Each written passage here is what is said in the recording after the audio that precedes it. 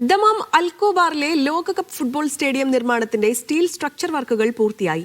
$100 കോടി മുതൽ മുടക്കി സൗദി അരാംകോയാണ് സ്റ്റേഡിയത്തിന്റെ നിർമ്മാണം നടത്തുന്നത്. സ്മാർട്ട് കൂളിംഗ് സംവിധാനങ്ങൾ, ആഡംബര VIP സ്യൂട്ടുകൾ, വിശാലമായ ഉദ്യാനം എന്നിവ ഉൾക്കൊള്ളുന്നതാണ് സ്റ്റേഡിയം പദ്ധതി.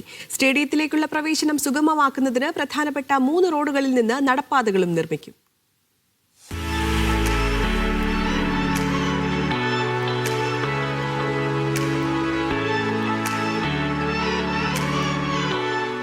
അൽക്കോബാർ സ്പോർട്സ് സിറ്റിയിൽ പുരോഗമിക്കുന്ന ലോകകപ്പ് സ്റ്റേഡിയത്തിന്റെ നിർമ്മാണം അന്തിമഘട്ടത്തിലേക്ക് കടന്നു. സൗദി അരാംകോ നിർമ്മിക്കുന്ന കായികാസ്ഥാനത്തിന്റെ സ്റ്റീൽ സ്ട്രക്ചർ വർക്കുകൾ പൂർത്തിയായി. $100 കോടി മുതൽ മുടക്കിൽ സൗദി അരാംകോയാണ് സ്റ്റേഡിയം ഒരുക്കുന്നത്.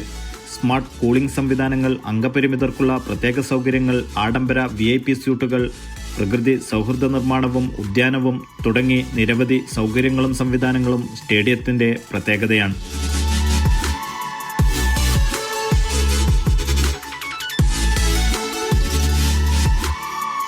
ഫുട്ബോൾ സ്റ്റേഡിയം എന്നതിലുപരി സംയോജിത മൾട്ടി ഉപയോഗ കായിക കേന്ദ്രമായാണ് സമുച്ചയം ഒരുങ്ങുന്നത്. സ്റ്റേഡിയത്തിലേക്കുള്ള പ്രവേശനം സുഗമമാക്കുന്നതിന് പ്രധാനപ്പെട്ട 3 റോഡുകളിൽ നിന്നും ഓവർ ബ്രിഡ്ജുകളും നിർമ്മിക്കും.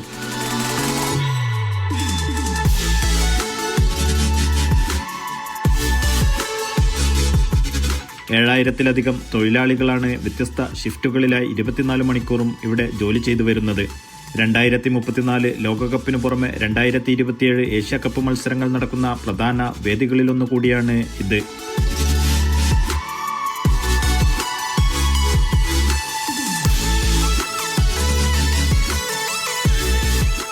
അൽക്കോബാറിലെ സ്റ്റേഡിയം നിർമ്മാണം പൂർത്തിയാകുന്നതോടെ അൽഖാദിസിയ ക്ലബിന്റെ ഹോം ഗ്രൗണ്ടായി മാറും.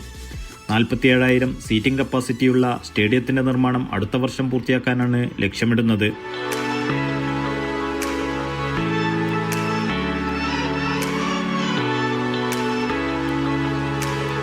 Naushad റിക്കൂർ, media 1, Dammam.